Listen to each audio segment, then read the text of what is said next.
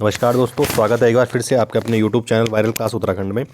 और आपने UK PSC जो आरओ और एआरओ है उसका प्री दे दिया है, तो आप सबको पता लग गया होगा कि आपके प्री में कितने कितने नंबर आ रहे हैं।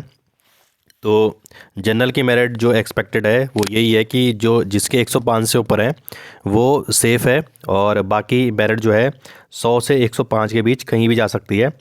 इसके अलावा आपके अलग अलग अनुमान भी होंगे, और सभी जो जितने भी कोचिंग इंस्टीट्यूट हैं उनके भी अलग अलग अनुमान हैं। लेकिन अंतिम जो फैसला है वो आयोग को ही कर रहे हैं कि भाई कितनी इसकी मेरिट रहेगी। लेकिन फिर भी आपकी जो प्रिपरेशन है वो लगातार रहनी चाहिए, क्योंकि जब इसका रिज़ल्ट आएगा तो उसके 2 या 3 महीने बाद जो है मेंस का पेपर हो जाएगा। हालांकि अभी एक लंबी प्रोसेस है और लगभग 1 से 1.5 साल का जो इसमें जो है टाइम लग जाता है, क्योंकि पिछली बार 2016 में फॉर्म आया था और 2019 में इसका रिज़ल्ट आया था। तो इस बार भी लगभग लगभग ऐसा रहेगा, हो सकता है कि 1.5 साल या 2 साल में ये पेपर जो है पूरा हो जाए। दूसरा ये है कि आपको अब ये लग रहा होगा कि मुख्य परीक्षा यानी कि मेंस कैसा होता है, जो पहली बार दे रहे होंगे। ठीक है, जिन्होंने इससे पहले मेंस दिया होगा उनको पता होगा कि इसका मेंस कैसा होता है और क्या होता है। जहाँ तक आरओ की बात है तो आरओ जो सचिवालय है या आरओ जो उत्तराखंड लोक सेवा आयोग का है, उसका आपको पता है कि ये लेवल 8 का पद है। ठीक है, तो लेवल 8 का अगर ये पद है तो इसका जो मूल वेतन है वो 47,600 होता है। ठीक है, तो अगर आप मूल वेतन और इसकी सैलरी देखेंगे तो जो अगर मूल वेतन है इतना है, और इस समय जो डीए चल रहा है लगभग अब 46% हो जाएगा। तो अगर आप इसका 46% निकालेंगे तो 21,896 आ जाएगा लगभग लगभग।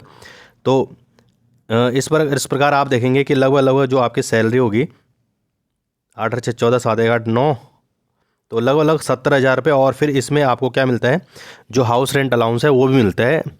अगर आप वहाँ पे रूम्स नहीं लेते हैं तो लगा दो कि कम से कम 70,000 की जो है ये पद है।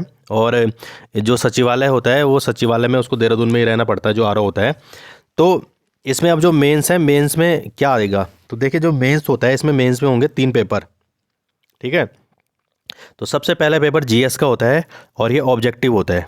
ठीक है, तो कई लोग ये सोच रहे हैं कि जो इसमें जीएस का पेपर होगा वो सब्जेक्टिव होगा यानी कि लिखने वाला होगा, तो ऐसा नहीं है। जो जीएस का पेपर होगा ऑब्जेक्टिव होगा। और पिछली बार भी सेम यही पैटर्न था, बस पिछली बार क्या था कि जो ये था वो उसमें जो क्वेश्चन थे वो 100 थे। इस बार जो क्वेश्चन हो गए वो 200 हो गए हैं, और इसका जो टाइम है वो 3 घंटे हो गया है। पहले जो टाइम था वो 2 ही घंटे था। ठीक है, फिर दूसरा इसमें जो पेपर होगा वो आपका हिंदी का होगा, और हिंदी में क्या होगा, आपको लिखने वाला पेपर होगा यानी सब्जेक्टिव होगा। अब मन में ये आ रहा है क्वेश्चन कितने होंगे, तो क्वेश्चन केवल 5 क्वेश्चन होंगे।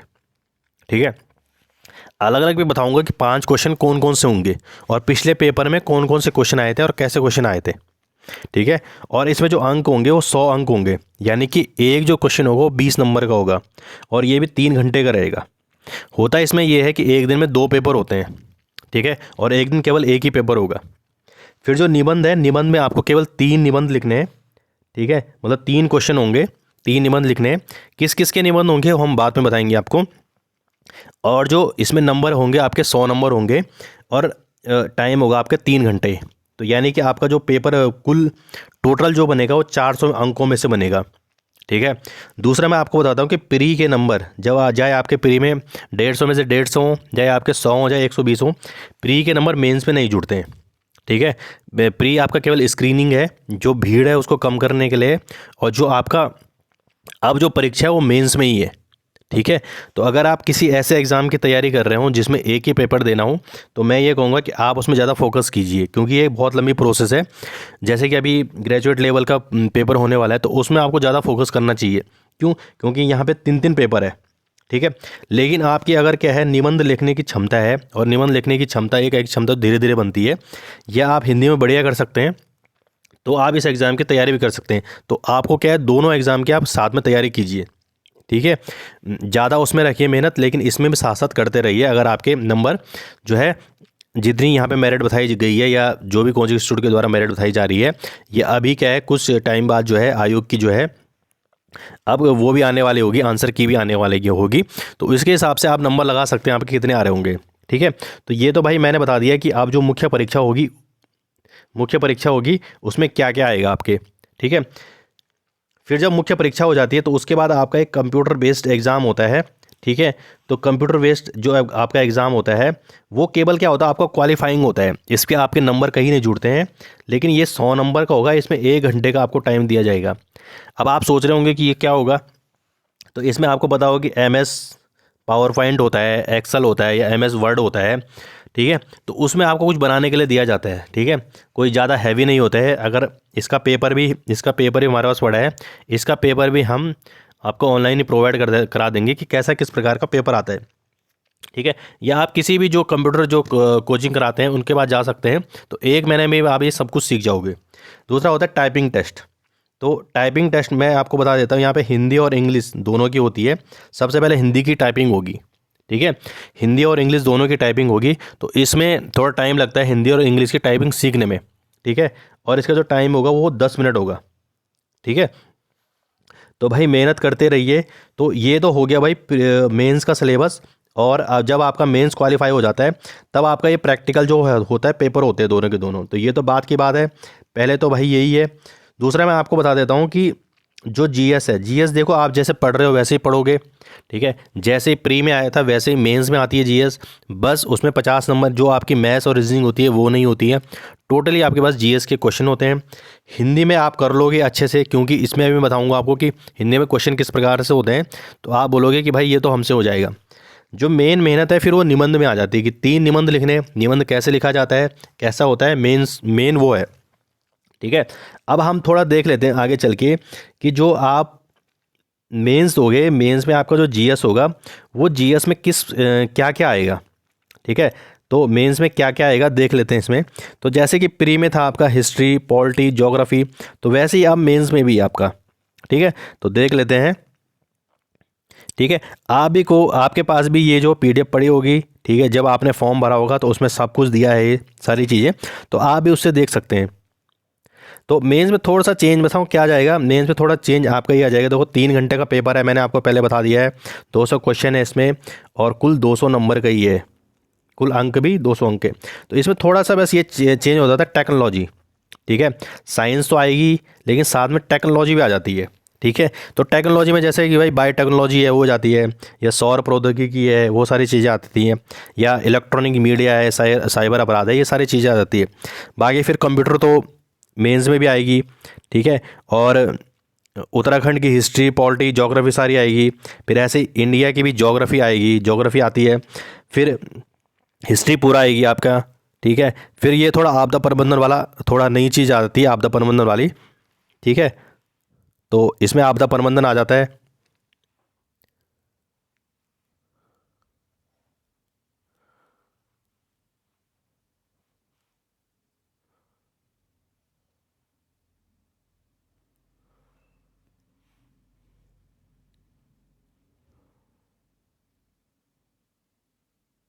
ठीक है, तो ये आपदा प्रबंधन वाली चीज़ें इसमें आ जाती है। ठीक है, तो अब थोड़ा और देख लेते हैं जो भारतीय राज्य व्यवस्था और अर्थव्यवस्था है। ठीक है, पॉलिटी आपको पढ़नी है, यानी कि राज्य व्यवस्था, अर्थव्यवस्था आपको पढ़नी है। इसके अलावा अर्थव्यवस्था, इकोनॉमिक्स आपको पढ़नी है। इसके अलावा सबसे ज़्यादा जो फोकस रखना है वो करंट अफेयर्स पे रखना है आपको। करंट अफेयर्स जैसे कि अभी भी 10 से 15 नंबर का पूछा गया, तो मेंस में और ज़्यादा पूछा जाएगा। और आपने देखा होगा कि जो करंट अफेयर्स के नंबर है वो क्या करते हैं, आपको फ़ायदा बहुत ज़्यादा देते हैं। ठीक है, तो ये तो होगी भाई 200 अंक वाले की बात, कि 200 नंबर जो मेंस में आएंगे GS के वो कैसे करने हैं और उसमें क्या क्या आएगा। तो अगर आपने भाई, आप जो फोकस रखो GS पे भी से लगातार रखो, बाद में निबंध नुबंध तो बाद में हो ही जाएगा। ठीक है, ये इंग्लिश में दिया है आपका, इंग्लिश में भी आप देख सकते हैं। ठीक है, हिस्ट्री, पॉलिटी, ज्योग्राफी, उत्तराखंड, ये सारी की सारी आपके मेंस में आएंगी। ठीक है, अब देख लेते हैं जो दूसरा पेपर है भाई। दूसरे पेपर में 5 क्वेश्चन आएंगे, मैंने आपको बताया था। और 5 क्वेश्चन में क्या क्या आएगा, तो पहला जो क्वेश्चन होगा, 3 घंटे का पेपर होगा, ये 100 नंबर का होगा। 5 क्वेश्चन होंगे, एक क्वेश्चन 20 नंबर का होगा। तो देखिए इसमें आता कैसे कैसे है। सबसे पहले जैसे हम बचपन से करते आ रहे, एक गद्यांश दिया जाएगा आपको, लिखा जाएगा गद्यांश, छोटा सा गद्यांश होता है, उसमें आपको उचित शीर्षक बताना होता है। ठीक है, दूसरा उसका सारांश, यानी कि जैसे जितना गद्यांश आपके पास होगा उसका आपको अपने शब्दों में 1/3 शब्दों में लिखना है। ठीक है, इसके अलावा कुछ रेखांकित शब्द किए होते हैं, उनका आपको क्या व्याख्या करनी होती है, भाई ये क्या दिया गया। ठीक है, मैं ये पेपर भी आपको शेयर कर दूंगा कि कैसा पेपर जो है पिछली बार आया था। ठीक है, इसके बाद जो होगा, कोई भी सरकारी पत्र आपको दे दिया जाएगा और उसको आपको टेबुलर फॉर्म में लिखना होगा। ठीक है, ये आपको पता चल जाएगा टेबुलर फॉर्म में कैसे लिखते हैं। तीसरा है पत्र। देखो पत्र बहुत प्रकार के होते हैं, जैसे शासकीय पत्र होता है, अर्धशासकीय पत्र होता है, कार्यालय आदेश हो गया, कार्यालय ज्ञाप होगा, विज्ञप्ति होगी, परिपत्र हो गया, टिप्पणी हो गया। आपने बहुत बारे पत्र देखे होंगे, भले ही आपको पता नहीं होगा, लेकिन आपने बहुत बार ये फेसबुक में देखे होंगे, यूट्यूब में देखे होंगे, ऐसे बहुत प्रकार के पत्र आते हैं। ठीक है, हालांकि अभी आपको पता नहीं होगा ये पत्र होते कैसे हैं, जो पहली बार सुन रहा होगा ऐसे नाम। ठीक है, तो 1 2 3 4 5 6 6 7 प्रकार के जो पत्र होते हैं वो होते हैं, और वो आपको सीखने होते हैं, आप बहुत ही जल्दी उनको सीख जाते हैं। तो तीन तीन हमें पत्र लिखने होते हैं, तो 15-15 नंबर के ये सारे तीनों पेपर होते हैं। ठीक है, तो अब अगला देख लेते हैं हम। ठीक है, अब देखो जो चौथा क्वेश्चन है, वो चौथा क्वेश्चन क्या होता है आपके, कुछ आपके पास प्रशासनिक शब्दावलियाँ दी जाती हैं, उन शब्दावलियों को आपको हिंदी में रूपांतरण करना होता है, अंग्रेजी से हिंदी में रूपांतरण करना होता है।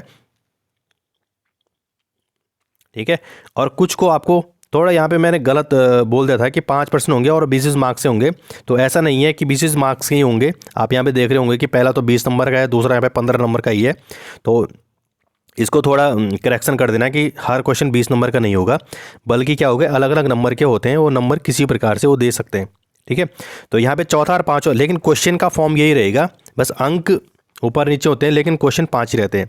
तो कुछ प्रशासनिक शब्दावली दी होंगी जिसमें आपको इंग्लिश से हिंदी और हिंदी से इंग्लिश रखना होता है। जैसे कि जो पिछली बार का पेपर आया था उसमें जैसे कि शब्दावली दी थी एजेंसी, तो एजेंसी को हिंदी में क्या बोलते हैं? ठीक है, आपने बहुत बार सोचा होगा एजेंसी। ठीक है, तो एजेंसी को हिंदी में क्या बोलते हैं? ठीक है, वैलिड को हिंदी में क्या बोलते हैं? पिछली बार ये दे रखा था। फैकल्टी, ठीक है, फैकल्टी को भाई हिंदी में क्या बोलते हैं? टर्म एंड कंडीशन होती है ना आपके पास, तो उसको हिंदी में क्या बोलते हैं? पेई को हिंदी में क्या बोलते हैं? तो इस प्रकार से कुछ शब्दावलियाँ होती हैं, उनको आप हिंदी में लिखना होता है। ठीक है, वो भी आपको जब आप अभी यूट्यूब पे डालोगे, नेट पे डालोगे, आपको सारी प्रशासनिक शब्दावली मिल जाएगी। या अद्यतन डालोगे, अद्यतन मतलब अपडेटेड नहीं होता, ठीक है, वो आ जाएगा। या संहिता को इंग्लिश में क्या बोलते हैं? तो इस प्रकार के शब्द होते हैं। तो भाई ये कंफर्म हो गया कि 5 क्वेश्चन होंगे। पहला क्वेश्चन में गद्यांश होता है, उसको आपको उचित शीर्षक लिखना होता है, सारांश लिखना होता है, पद्यांशों की व्याख्या करनी होती है। दूसरा टेबुलर फॉर्म हो गया। तीसरा आपको 3 प्रकार के पत्र लिखने होंगे। चौथे 5वां को प्रशासनिक शब्दावलियाँ लिखनी होती है। ठीक है जी, अब तीसरा पेपर देखो, तीसरा जो है वो मेन है। ठीक है, इसमें आपके 3 निबंध लिखने होंगे। ठीक है, अब 3 निबंध क्या होंगे भाई? 100 नंबर का होगा, 3 क्वेश्चन होंगे। पहला और दूसरा निबंध आपको 35 नंबर का होगा, और तीसरा आपका 30 नंबर का होता है। जो पहला निबंध लिखना होता है आपको 600 शब्दों में लिखना होता है। ठीक है, और इसमें क्या होता है, तीन प्रकार के होते हैं, यानी कि जो खंड 1 है उसमें साहित्य या तो संस्कृति पे आपको लिखना होता है, सामाजिक क्षेत्र में लिखना होता है, या राजनीतिक क्षेत्र में लिखना होता है। जैसे कि सामाजिक क्षेत्र में आपको क्या आ सकता है कि उत्तराखंड में महिलाओं की स्थिति, ठीक है, या अर्थव्यवस्था में महिलाओं की भूमिका, ठीक है, या भारत में महिलाओं की सामाजिक स्थिति। ठीक है, तो इस प्रकार से सामाजिक क्षेत्र में आपको किसी प्रकार का क्वेश्चन आ सकता है। दूसरा है राजनीतिक क्षेत्र में आता है भाई, राजनीतिक क्षेत्र में बढ़ता हुआ भ्रष्टाचार। ठीक है, तो इस प्रकार वो कुछ भी क्वेश्चन दे सकते हैं। ठीक है, ऐसे विज्ञान और प्रौद्योगिकी। ठीक है, और खंड 2 में आपको विज्ञान या तो विज्ञान से आएगा, पर्यावरण से आएगा, प्रौद्योगिकी से आएगा, या आपको आर्थिक क्षेत्र से कोई भी निबंध आ सकता है। तीसरा क्या, एग्रीकल्चर से, जैसे आपको जैविक कृषि आजकल बहुत ज़्यादा चल रही है, तो जैविक कृषि से आ सकता है। ठीक है, व्यापार में आपके पास आ सकता है, जैसे भाई आप आजकल कौन सी योजना चल रही है, ठीक है, जैसे कोई भी योजना चल रही होगी व्यापार संबंधी, तो उससे भी पूछ सकते हैं वो लोग। या भारत और जापान का व्यापार, तो कुछ ऐसी चीज़ें पूछ सकते हैं। तीसरा है खंड गौ में आप जाएंगे तो जैसे कि राष्ट्रीय और अंतर्राष्ट्रीय घटनाक्रम, उससे भी क्वेश्चन पूछा जा सकता है। ठीक है, या अभी जैसे प्राकृतिक आपदाएं होती हैं, भूकंप हो गया, बाढ़ हो गया, तो इनसे क्वेश्चन बनता है। फिर जैसे राष्ट्रीय विकास योजनाएं, तो इनसे क्वेश्चन बनता है। तो इसका मतलब बोलना हुआ, जैसे खंड 1 में 3 दिए हैं, तो इनसे केवल एक से आपसे क्वेश्चन पूछेगा वो। या खंड बी में इनसे भी आपसे एक ही क्वेश्चन पूछेगा, और खंड सी में भी आपसे एक ही से क्वेश्चन पूछेगा वो। ठीक है, तो इनमें से आपको क्या लिखना होता है? एक निबंध लिखना होता है। ठीक है, तो यहाँ पे लिख भी रखा है भाई, खंड ख और गौ 3 खंड होंगे, प्रत्येक खंड में एक एक शीर्षक का चयन करते हुए दी गई शब्द सीमा में कुल 3 निबंध हिंदी और इंग्लिश में लिखने होते हैं। ठीक है, इसका मतलब ये है कि आपको तीनों क्षेत्र में 3 निबंध दिए जाएंगे, उनमें से आपको एक चूज़ करना है। यहाँ पे भी आपको 3 निबंध दिए जाएंगे, उनमें से आपको एक चूज़ करना है, और यहाँ पे भी 3 निबंध दिए जाते हैं, आपको एक चूज़ करना होता है। तो उसके लिए सबसे बढ़िया क्या है कि आप इन तीनों में से एक चूज़ कर लो भाई कि मेरे को इसमें इसी में मेरे को अच्छे से लिखना है। जैसे कि आपका सामाजिक क्षेत्र में आपको अच्छे से लिखना है तो आप उसी में तैयारी कीजिए, या फिर जैसे इसमें आर्थिक क्षेत्र में हो सकता है। ठीक है। दूसरा में राइटिंग का भी बहुत इंपॉर्टेंस है, आप राइटिंग को अपने अच्छे से बनाइए। ठीक है। अब एक कंप्यूटर बेस्ड एग्जाम जब आपका मेंस हो जाएगा तो मेंस के बाद आपके लिए फिर बुलावा आता है एक बार, और एक सीट में फिर 2 बंदे निकाले जाते हैं। ठीक है। तो इसमें 100 नंबर का पेपर होता है, आपको कम से कम 40 नंबर लाने ही होते हैं। ये 1 घंटे का पेपर होगा। ठीक है। तो इसको मैं आपको पेपर को शेयर कर दूंगा भाई कि जैसे इसमें MS वर्ड हो गया, MS एक्सेस हो गया, एक्सेल हो गया या पावर पॉइंट हो गया, तो उसमें से आपको क्या है ये बनाना पड़ता है, उसमें दिया रहता है आपको कैसे कैसे बनाना है, क्या क्या करना है। ठीक है। तो 40 नंबर में आपको पास करना होता है। अब देखिए जो आपकी टंकन परीक्षा होगी, टाइपिंग होगी, तो उसको 10 मिनट में आपको दिया जाएगा टाइम।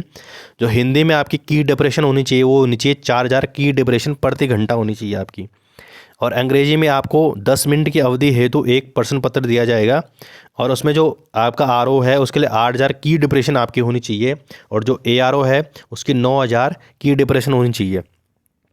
बस इसमें ये हो जाएगा कि आपको ये तो अनिवार्य है, लेकिन ये वैकल्पिक है। अगर आप दोगे और आपकी इससे ज़्यादा की डिप्रेशन होगी तो आपको अधिमान दी जाएगी। अधिमान का मतलब ये होता है कि अगर 2 लोग हैं उनके बराबर नंबर है तो उसमें से अगर जिसकी की डिप्रेशन ज़्यादा होती है तो उसको क्या है उसका नंबर वहाँ पे आ जाता है। ठीक है। अगर कहीं पे विवाद की स्थिति होती है तो ये उसमें आ जाएगा। तो ये मैंने आपको बता दिया है कि मेंस में क्या होगा, उसके बाद जो कंप्यूटर टेस्ट होगा उसमें क्या होगा, टाइपिंग क्या होगा। इसके अलावा आपका कोई भी अगर प्रश्न है, आपके समझ में कुछ नहीं आया है, तो आप कमेंट सेक्शन में लिख सकते हैं। इसके अलावा जो इसमें पेपर होगा, यानी कि जो GS का पेपर है या हिंदी का पेपर है या कंप्यूटर का पेपर है या फिर जो निबंध का पेपर है, वो भी मैं इसमें क्या है डाल दूँगा। तो चैनल को सब्सक्राइब ज़रूर कीजिए, लाइक ज़रूर कीजिए, शेयर ज़रूर कीजिए। धन्यवाद।